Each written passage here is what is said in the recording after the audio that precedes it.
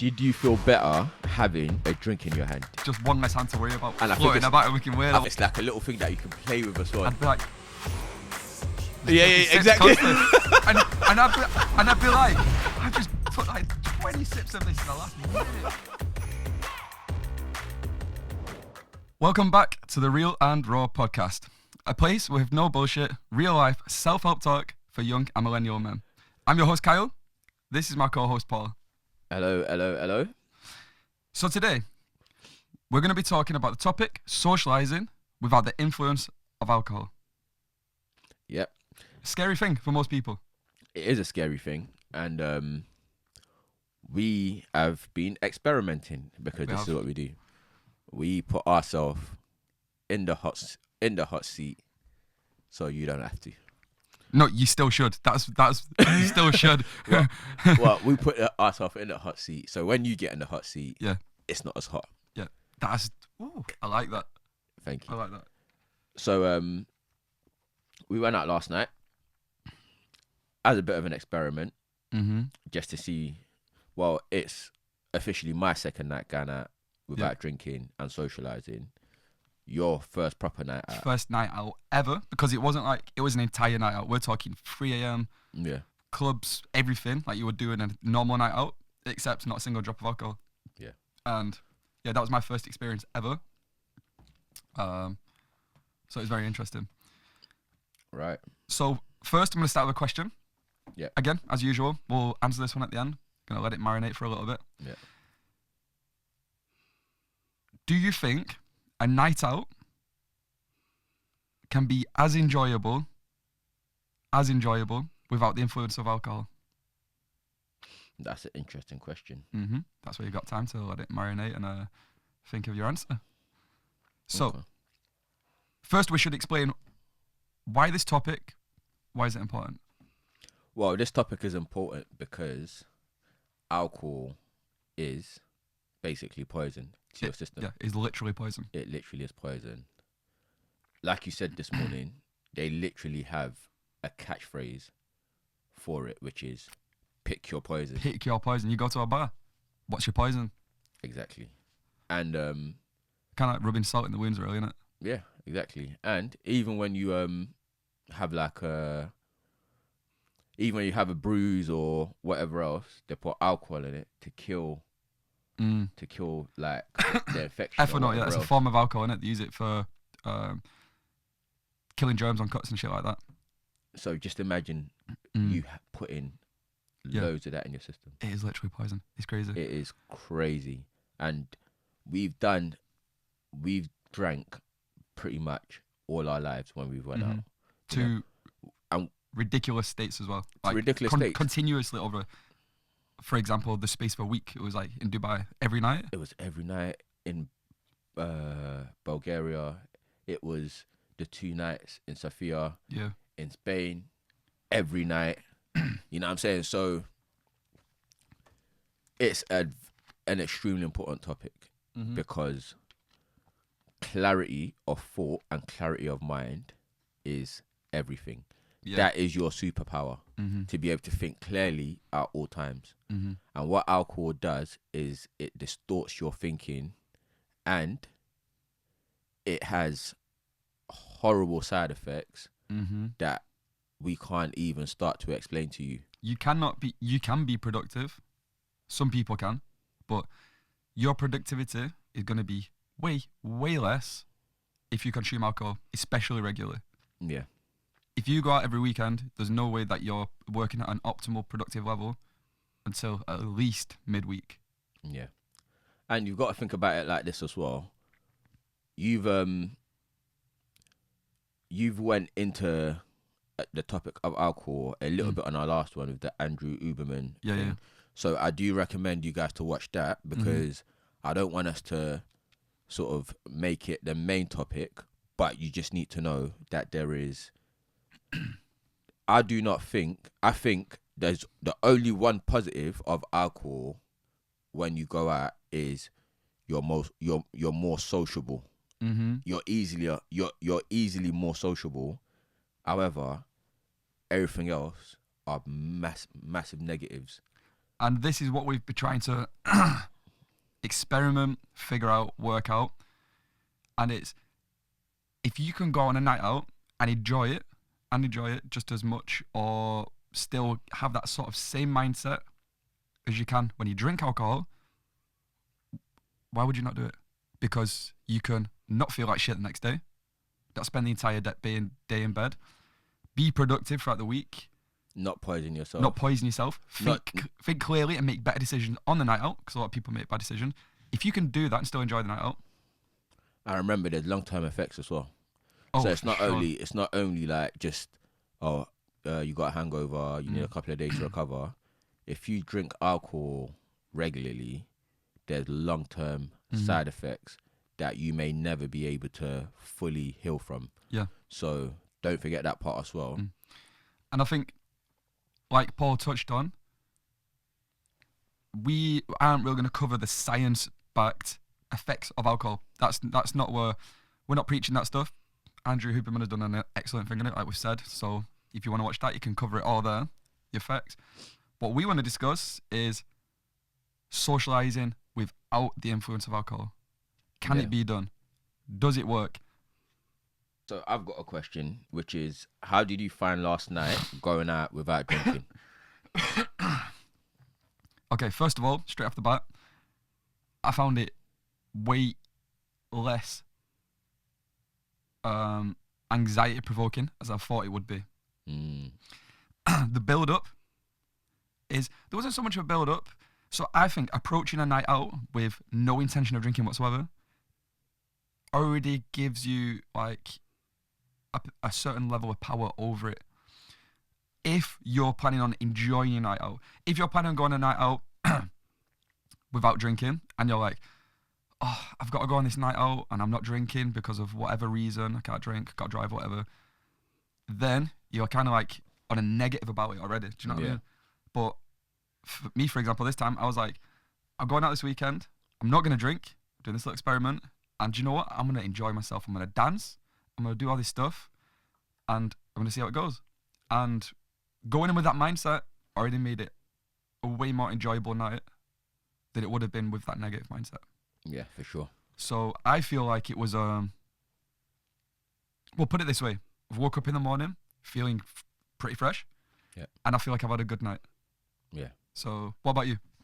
So, last night going out without alcohol for me was another revelation. Because the first time I done it, I messaged you and said, I feel like I've been missing a trick all of this time.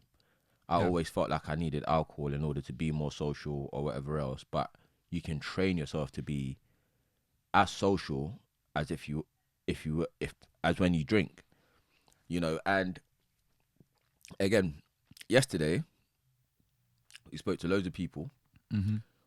Again, we had the energy all through the night, you know, even from the time we got to the hotel, speaking to the hotel staff.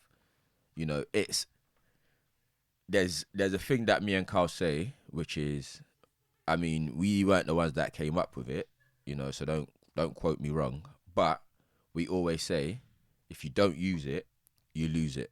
100%. If you don't use it, you lose it. So being more social, it's not a thing where you pick like times to be social and times not to be social. You just are just a social person in general, and that's gonna help your social. That's gonna help you be social, whether you're out in a club or you're out in a place where you don't know people, or you're out with friends, or you're out anywhere. So yesterday, it was nowhere near as difficult as what I thought it would be. Yeah. But then I knew it wouldn't be that difficult because I already done it a first time. Speaking to people is fairly easy. You know, what I would say is, naturally, when you're not drunk, you think about stuff a bit more. You analyze situations more thoroughly than what you would if you was drunk. I think when you drink, it's like when you drink, if you've got an option to take a left turn, go straight, or take a right turn, when you're drunk, you just choose a road, and you just go. Not much thinking behind it at all. Not much thinking behind it. When you're not drunk, and you have them 3 options, you say to yourself, "Wait, what if that left turn takes me back to where I was coming from? What if I go straight and the road is blocked? What if I go right and that's a dead end?" Let me spend 10, 15 minutes Googling what's down there or what's up there. Or Exactly. Like, you just analyze your actions more before you take it. And you look at people's sort of situations and circumstances a bit more, and you might read it wrong. You might read it right. You might read it wrong.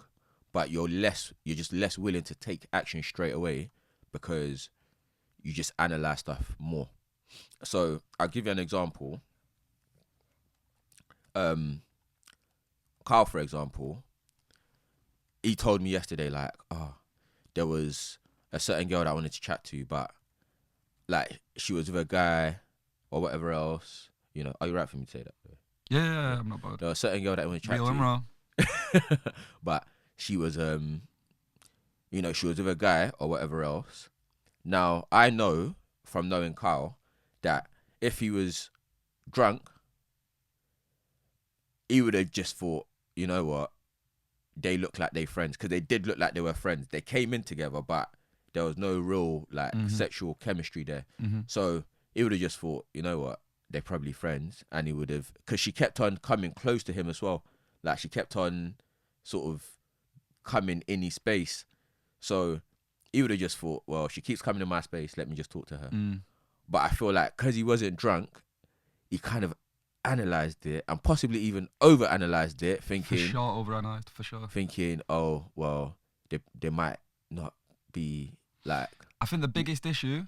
So I was going to ask you what are the challenges that we faced, and I think this is one of the challenges for sure, is worrying much more about like rejection or what people might think of you. Yes. In general. Yes. So that could be, so chatting to people, I would say, was the biggest obstacle to an extent, because the music's loud, like you're questioning, are they going to hear me? All these things that wouldn't usually come into your head.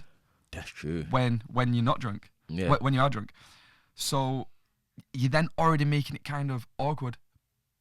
But the thing is, and I did that for a while. I didn't really approach people because it felt a bit awkward. But then after a while, it was like, do you know what? Like, how can we break this kind of like lack of a flow that we're in? Yeah. And I seen this guy next to me, and I was just like, yo, how's it going? I just chatted to him, and then his mate started chatting, and we started having a little group chat. And do you know what? What happened then? Instantly, like, the energy just lifted a little bit. Yeah. And then we would chat to a next person. Yeah. Because the energy was lifted. And these little things compounded. And I think it's about getting that energy picking up a little bit. It's about just the first few sort of social interactions can be the catapult into a fully social night. Yeah. It's just making the first moves. It's being bold. Yeah. And I think the fact that a big thing that you said that kind of encompasses what I was trying to say in a long form is it's just caring what people think. When you're drunk, you do not care as much about what people think. When you're not drunk, you feel like you're being watched and you're being judged on everything you do, and you're very scared of rejection because you're aware of the situation. You're very aware of the situation. So that's the biggest thing, is just caring what people think. And I think that covers most of the challenges with not drinking on a night out, to be honest, because one of my worries was, am I going to dance? Like, if when you drink, you just dance because you're not asked what people think. But you're going to be around loads of people. What if those 2-3 people standing at the side are like looking at me and kind of judging me? And it's like you said previously, in reality, nobody really gives a shit. No. People are doing their own thing. Yeah. And even if this person did by chance just look over and think, do you know what? That guy's kind of dancing pretty goofy over there. He's going to think it. And then like 2 seconds later, probably a girl's going to walk past. He's going to see a girl over there, whatever. And he's going to be like, check that girl out over there. Like, attention span is going to be on you for a second. And he's going to move. Yeah. Nobody's going to look at you and then for the rest of the night be like, that guy's dancing so silly. Nope. you're only news for a second. You know. So I think if you can kind of adapt to that mindset, that helps a lot for sure. Yeah. So what did you did you find any challenges last night Yeah. that we've not mentioned? No, the only challenge I found was I was more aware of people around me. I was more aware of getting rejected, and I was more aware of sort of people's reactions to if I tried to speak to them or whatever else. Yeah. So I found that challenge, but as you know, Yeah, I spoke to loads of people, and you know, we overcame it for the most part. I think one thing that we mentioned was, and we both agreed that this was probably, I think we mentioned this on a few podcasts before, but especially on a night out without alcohol, when you're there, it's a form of exposure therapy. So like last night was a form of exposure therapy. We put ourselves in a comfortable position to an extent, and you want to make sure you don't leave the situation if you feel uncomfortable. You want to stay there and make sure you're teaching your brain that, do you know what, this is normal. Like there's no fear, there's no worries. And if you get the sort of like, if your brain says, do you know what, you should just say hello to that person that's right there. And then you say, oh, do you know what, actually, no, there's people there, I shouldn't say hello. The second your brain does that, you've got a countdown timer that's going down. The quicker you say, do you know what, fuck it. Hi, how's it going? An interaction's going to start, you're going to realise they're not going to really reject you, and if they do, it's not a big deal. That is teaching your brain that it's not a scary thing, and you're capable of doing it, and you can trust yourself. But the longer you leave it, the more difficult it's going to get, because then it's like, but maybe I should. No, I shouldn't. But then they've got friends. Oh, no, I don't want to do it. And that will just keep compounding until you get to a point where it's like, do you know what? I'm obviously not going to do it. Yeah. So if you can, as soon as you get that, I want to talk to them. Oh, no, I don't. Talk to them. Yeah. And that's a very powerful tool in your toolbox. If you can use it, you know, it's how you overcome that fear. You know, if you, like Carl said, if you see somebody and you want to talk to them, don't even think about it. Just say hi. Do you know what? We can use my example from last night with that girl. Okay. We can use it. Okay. Do you know what? Ain't no shame. It's real and raw. So last night, this is a good example of this.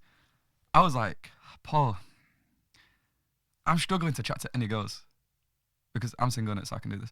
I was like, I'm struggling to chat to any girls.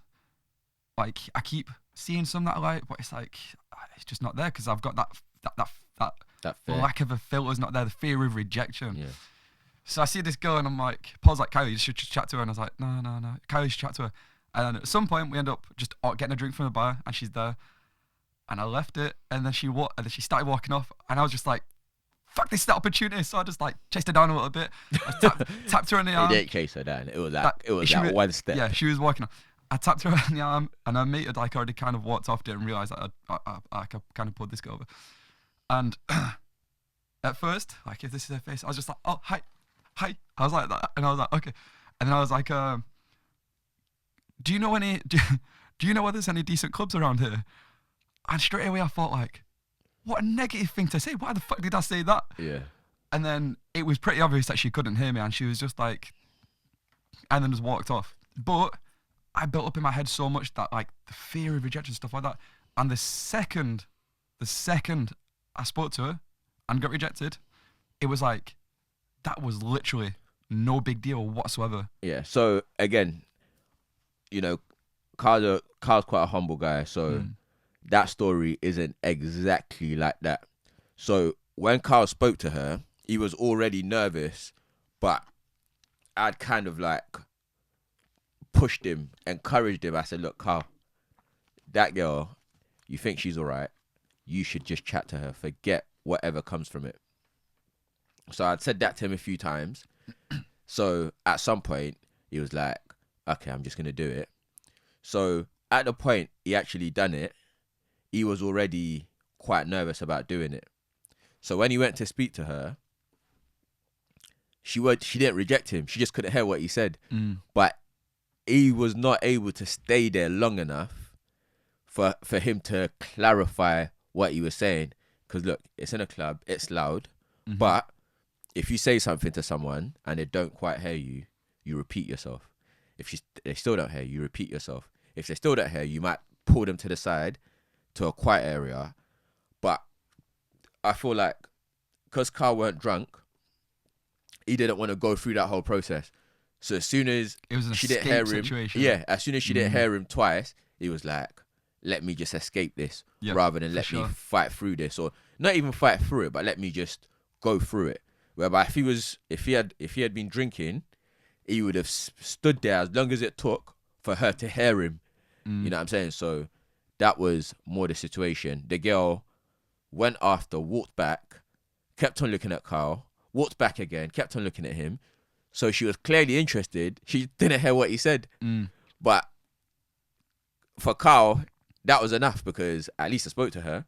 That was So- a win. That was a win. So you've always got to recognize your little wins, even though, do you know, some people will be like, "But you got rejected. How is that a win?" But Mate, you didn't get rejected.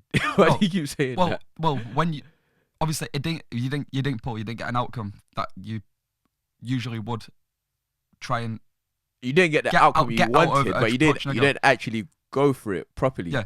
But It's like going up. It's basically what Carl done yesterday. Yeah, is go to a shop, ask the price of something, but not actually pay for it. It was like he half done the job. You know what I'm saying? and just walked out. And then just walked out. Like he didn't Ran out. actually do the full job. You know what I'm saying? It's like he only half done the job. So you can't get rejected when you didn't actually put yourself in a position. You can't. You only half put yourself in a position. The to be card hasn't rejected. been put in, so the payment's not been rejected. Exactly. That sounds like a bit of a weird analogy. Now I've said it. No, but that's a proper. That's a better analogy than the one I had. Yeah. But that being said, You still spoke to. the fact that like I could have easily just, it would have been so much more comfortable to not even approach at all. Yeah. But I wasn't allowing my brain to not let me have that. So Yeah. I tried. And credit to Carl, this was a Nigerian, like, mostly club, you know. So he done his thing. He done his thing. It was Done fun. his thing. He It did was that. good fun. It was good fun. Right, and the next question I've got for you is, did you feel better having a drink in your hand? Even though we never drank alcohol, For sure. you had lemonade, I Lemonade, had yeah. Coke. By the way, Yeah. Not next time. Lime and soda. by the way, if you can just have water, it will be better because we still had way too much sugar. My teeth were so fluffy this morning. Yeah, Well, last night when I got all back the, to brush all my the teeth. sugar. Yeah, it's horrible. For sure, 100% felt better with a. I mean, that's like common knowledge. Like you always feel better with an object in your hand because it's just one less hand to worry about with what And I think floating it's- about and we can wear. I feel like it's like a little thing that you can play with as well. Like Yeah, when yeah, you're yeah. a bit nervous or whatever, Yeah. you just kind of like drink. I spotted myself. I'm quite good at like recognizing when I'm doing safety behaviors, right? Yeah. And last night I kept. I'd be like. just Yeah, taking yeah, sips exactly. constantly. and I'd be like, I just took like 20 sips of this in the last minute. Like, chill out. Mate, But that is such a safety thing, you yeah. know? Yeah. So a couple of times what I did to challenge myself, and this was like almost like putting yourself in an uncomfortable situation to normalize it to your brain. I would stand around I'd be in a group of people, whatever, and my cup would get empty, and I'd be like, I could just hold this. It's like feels more comfortable. But I thought, do you know what? I'm gonna put it down, and I'm just gonna do my thing in it. So I put it down, and at first like my hands went, so I was like, I look a bit weird right now. I look like an octopus in it. Just these little tentacles floating about. Yeah. So yeah, just moving my hands about, and it's like I found it a bit easier to dance and move about. But it does feel so uncomfortable. But again, like, why is it uncomfortable? Is it because of how you think you look to other people? Yeah. And if you can break that barrier, then what's going to stop you ever? You know No. what? I think the central, the intrinsic, the core of socializing is just not giving a fuck. 100%. I think alcohol is all about making you Not give a fuck. not give a fuck. Mm. So if you can not give a fuck, You're basically living like you was drunk, except you're more aware and not poisoning yourself. yeah. So if you can not give a fuck, you are living in a different reality Mm. to nearly everybody else. Yeah. But now the question becomes, because this is we're only going to touch on this a little bit because I'm now moving on to a whole different thing and I don't want to do that. But now the question becomes, I really want to learn this because I'm going on a solo holiday in a couple of days to a country I've never been to and I don't speak the language. But how do you not give a fuck but still be socially conscious enough? Because you can not give a fuck completely and be obnoxious and arrogant and just kind of like blocking everything. If you're not giving a fuck and in your own world, you're blocking everything out. Yeah. So it's not easy, but that's like kind of, it's almost a form of disregarding reality, isn't it? Yeah. And disregarding everything. Yeah. So where is that middle ground? Where is that sweet spot where you don't give enough of a fuck to be able to socialize and do all the stuff, but then you're still socially aware enough to like not just be rude. Yeah, or overstep boundaries, or know when a group, when you're potentially not welcome in a specific group and maybe it's time to leave that, or yeah, exactly. Or like even like cues of social cues and stuff like that. I think it's just learning what works. Like, you see my eyes lightening up because is there a formula to it, or is it just like you've got to give? All right. So let's say on a scale of give a fuck and not give a fuck, 10 is horrible because you're anxious all the time. You can't leave the house. You can't speak to nobody. Yeah. And then 1, you're obnoxious. You can't take social cues. You're rude. You come across arrogant. You'll just step into any social environment, say whatever the fuck you want. You don't care what anybody thinks. Yeah. Yeah. Where is the sweet spot? Is it a 2? Nah, it's more like a 7, innit? You want to be at a point where you don't give a fuck, but you're just before that point of not, like, understanding the social But cues remember, and 1 is not giving a fuck. So if you're 7, you're no, give a lot of a fuck. Free then. Yeah. Closer to the not giving a fuck, but like not touching the end of that scale, because you still want some of those elements. But right, so humans are very black and white, isn't it? Yeah. How do you maintain that free? I feel like you're always gonna drift between. I think you want to be like in like the 25th percentile. If we're talking about, I feel like you're gonna be between a 2 and a 4. I don't think you can stick. I think you're always gonna move a little bit to like. If it depends on how much socializing you're doing as well, because if you're socializing, I think it all comes down to experience and exposure. So like, if you used to constantly put yourself in uncomfortable situations and try and be aware of it, eventually that situation is going to lose its. Why would you be fear of a situation you've been in a million times? You get what I mean? Yeah. And I think the more you do that, the more you're gonna lose that power. For example, when I first started that YouTube channel that I did, I was so nervous being on camera, even just talking at all. Do you get what I mean? Yeah. Towards the end, I was still nervous, don't get me wrong, but I was so much more confident and comfortable. And that's just because of gradual exposure to doing it. But it's a sliding scale, because remember, if you don't use it, you lose it. So this is what I'm saying. So I feel like it's impossible to just be a free all the time. I feel like you're always gonna move a little bit. Yeah, you're always gonna slide in between the 2 or a 4. If you've been super social, super socializing, and like you've been on a solo holiday, and then you've been clubbing on a social holiday, I think you might be at like a 2. I think it's always going to move. I think last night was an example of that. So I think it goes off an energy, right? So if you've got a day where you just start off the day, you go and chat to a random person, and then you keep chatting to people, it's going to compound. And you're going to be so like social and full of energy by the end of the day. If you have a day where maybe the first 3 people don't really reciprocate that much, and they think, do you know what, I'm going to chill out a little bit today, then it's gonna slide a little bit more to less social, isn't it?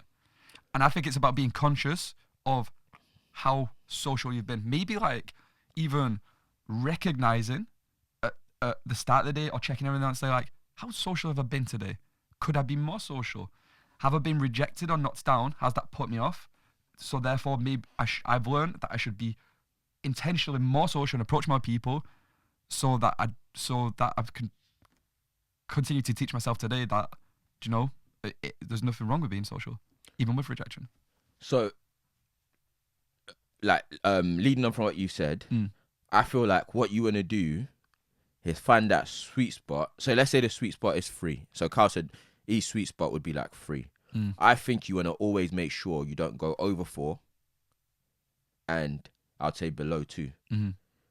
So even when you're having a bad day, you've been rejected, or you said hello to someone and they haven't really given you the right reaction, I think you don't want to get to be like a 5 or a 6 or a 7. Yeah. You want to get to a place where if you move on your social circle, that's interesting. You're only moving by 1. So you want to try either way. So you want to get the skill set to maintain being within that range. Within that range. Because if you drop below 2, you're going to risk offending people. Yeah. If you drop below 4, you're going to lose the power that comes with socializing. Yeah. And the benefits. So if you come, I guess, finding a way to be aware. So it's like, today, have I got so confident that I'm being so not give a fuck that I potentially just offended someone? Yeah. Maybe bring it down a little bit. Yeah. Check yourself. Yeah. And then, have I just been rejected by 3 people? And now I feel a little bit more, do you know, like, oh, it's put me off a little bit. Now it's dropped above a 4. And it's like, I need to chat to a couple more people just to get myself back up into that range again. And then, so interesting. Yeah, and then realizing that you can't always be a 3. Giving yourself... We might have just found the social algorithm. Yeah, that's what I'm thinking. Woo! Here we go. So, and I feel like realizing that you can't always just be a 3 is going to help you realize that you have the opportunity to, like, you don't have to always be chatting to people or whatever else. It gives you control. It gives you control knowing that, okay, today I'm not feeling great. I'm probably like a 4. Today I'm feeling super great and I'm probably like a 2. You know, you're not always going to be at that perfect place. I think, though, it's going to be much harder to get below a 2 than it is to get past that 4. Oh, I think... So it's more the 4 where you would have to watch. Yeah. Check yourself it's easier to check yourself if you're getting too confident and maybe like, you know, which is probably a hard place to get to. People will check you anyway. Yeah. People will check you. It'll be easy to notice it. Yeah. Because I think the best gauge would be that you're offending people, innit? Yeah. Like overstepping marks, like being too confident. That's it. That's but no one. That's the thing. People check you if you're falling below a 2, but no one checks you when you're falling over because it's a 3. You'll just mix into the crowd because that's common. Yeah. I think the average is probably like a 7. The average is a 7. Mate, the average might be an 8. It could be an 8. Because people, and this is what we're going to touch on as well. With socializing, it's not about just socializing with you could be the most social person ever with your friend group and family. It's a different thing. It's easy to be a 3 with your friends and family. You know them. It's comfortable, isn't it? Yeah. But if you can be and this is what we tried saying, if you could be social with everyone around you, and we've tried this, and we've noticed this. Yeah. When you're social, you walk into a hotel, you check in, you're like to the reception straight away, like, boom, how's your day? Are you having a good time? Get that conversation going. So next to you, like, oh yeah, they'll start chatting a little bit. It's like, yeah. And then before you know it, like, people in the room are just so much more open to you. Yeah. And if you keep doing that, carrying that energy, I guess that's kind of like a free energy, isn't it? Then you're going to gain so many benefits in general in your life. Potential business partners are going to recognize you because you're standing out. Yeah. If you're a guy, girls. If you're a girl, guys. Like, you're going to get loads of little favors. Friends. I'm going to give you like there's hundreds of examples of this that even in the last 6 months. I'll just give you 2 examples recently. Yesterday. So I booked the hotel online and I chose 2 single beds. So it's happened to me before where you choose it online and it says subject to availability. So when we got into the hotel, the lady was talking to Carl because I was still parking my car or whatever, and she was like, "Oh, we haven't got two single beds. Just a double bed We've only got a double bed." Nah, she said there's no other rooms. There's no other rooms available. You know, and obviously Carl has already gotten chatting to her or whatever else. Like, they're already building a good rapport. Like the lady next to her or opposite her, like they was already chatting. And then when I came in, the same thing. Me and Carl, very social. We all started chatting, whatever else. And then they were like, "Oh, you guys booked the thing. Like, why don't you just sleep? Why don't you just sleep on the same bed?" And we're like, "No, we don't. We don't. We don't do that." No disrespect to anyone, but it's just not what we do. We just like our space. We just like our space. And then they were like, "There's literally no other rooms." And then we were still chatting to them, them telling us all about their life. Like, after like a 20-minute conversation, she was like, "You know what? Like, there is a room. It's more expensive, but obviously it's free. I'll just give it to you guys." So it was a double bed, and then it was basically 2 double beds. It's basically 2 double beds. Yeah, it was basically 2 double beds. So a room that would be like way more expensive, she just gave it to us because I don't even think she's subconscious. I don't even think she consciously. People don't realize they're doing you favors. They just think, "I like these people." Like, I can't even explain it. They just do you favors because they think like we're friends now, kind of thing. You know what I'm saying? Like, it's what you would do for a friend or family. You just do it because you just feel good about these people. That's one example. Another example, when I was in Turkey, when we came in, again, me and my missus started chatting to the receptionist. So we ended up getting junior suite. I think that's what they call it, which is like nearly double the price. We ended up getting it just part of the bundle because it was free, and they gave it to us. So you get favors. Even another example, just recently, opening a bank account. We get in there, me and my business partner, we get in there, and the guy goes, "Oh, you have to book an appointment." So we get chatting. "Oh, you're Turkish. Oh, I'm going to Turkey next week. Oh, so we get chatting. Like, he told me all about his life, all about how he got into the position. After 10 minutes of chatting, normally you have to book an appointment to see a business manager. It goes, "Oh, let me check if Thingy's got any space available." He checked. The guy had customers like 5 minutes later. He goes, "Quickly see these guys, open an account for them." Done.